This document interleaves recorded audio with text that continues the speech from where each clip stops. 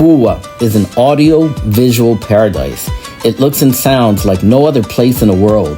There are an estimated 70,000 vintage cars in Cuba, from classic American models like Chevrolets, Buicks, Chryslers, Oldsmobiles, and Fords, to Soviet-era Volgas and Ladas. About half of them date back to the 1950s. The rest are even older.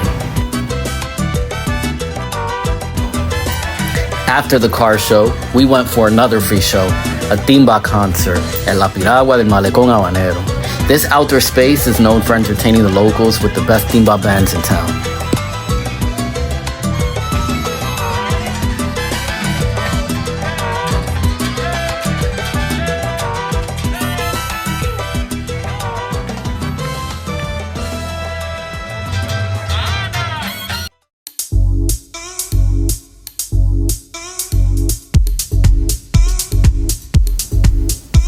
From car and timba shows to Clandestina's fashion show, a group of mainly t-shirt and casual wear designers of the LGBTQIA+ family, they invited us to their first ever show in Havana. Just listen to the words of Idania del Rio, Clandestina's founder and creative director. She says, "We're designers and artists, we're entrepreneurs and creators, we're women and men and anything in between. We're LGBTQIA+. We're of every race and background and beliefs. Plus we're funny, hilarious in fact, super, super funny. Because in this island, there's more fun than inhabitants." Check out their show.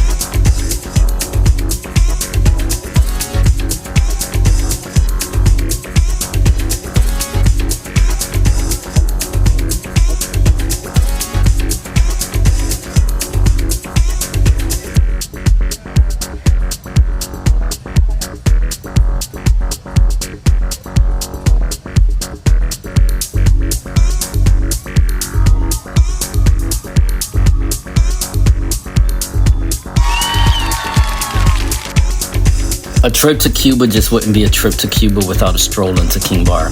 Le dicen la barra el perreo por algo. This is one of the most welcoming spaces I've ever visited. Mi Callito, Havana's premier gay beach. Mi Callito's beautiful, and I mean white sand beach. Crystal clear turquoise waters and plenty of sexy men beautiful. It's about 35 to 45 minutes east of Havana proper. Getting there is quite easy. You can take a bus for $5 from El Capitolio in Old Havana to Playas del Este. Order a Nave on La Nave app, which is what I did. La Nave is like Uber, but Cuban. The times I've been to Mi Callito, La Nave has charged me anywhere from $13 to $16 per trip. Once you arrive, you can't miss the pride flags. Someone will approach you and offer you a beach chair and umbrella for about $3 each.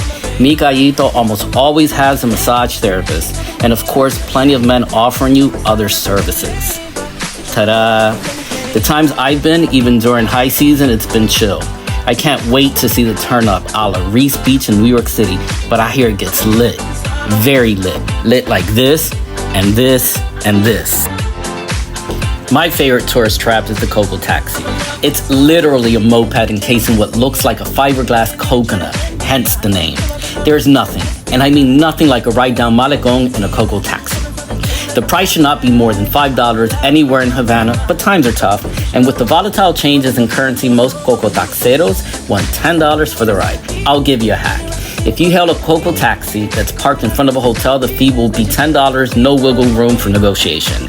But if you hail one whom is already in transit, they will most likely charge you $5. If not, you can barter.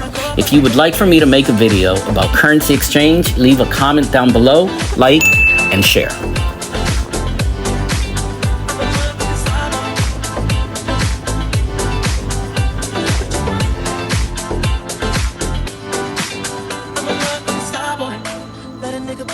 Legend of the fall, took the year like a bandit. Bought mama a crib and a brand new wagon. Now she hit the grocery shop looking lavish. Star Trek roof in the Wraith the Con. Girls get loose when they hear the song. 100 on the dash, get me close to God. We don't pray for love, we just pray for cause. Hustle up, you need a centerpiece. 20 racks of table cut from ebony.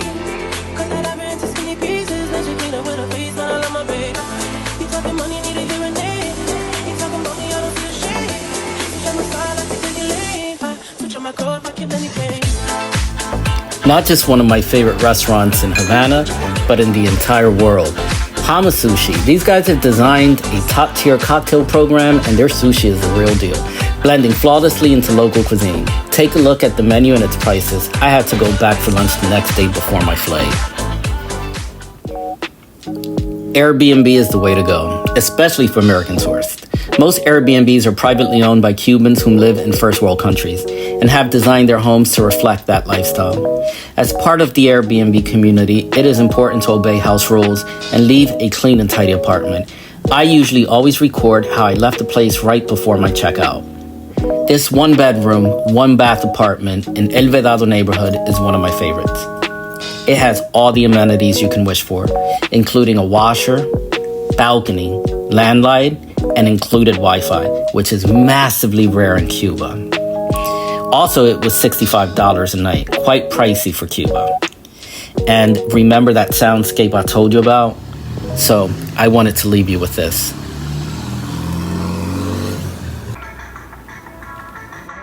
El pie de coco y de guayaba. El rico pie de coco y de guayaba. El original. Gracias por comprarme.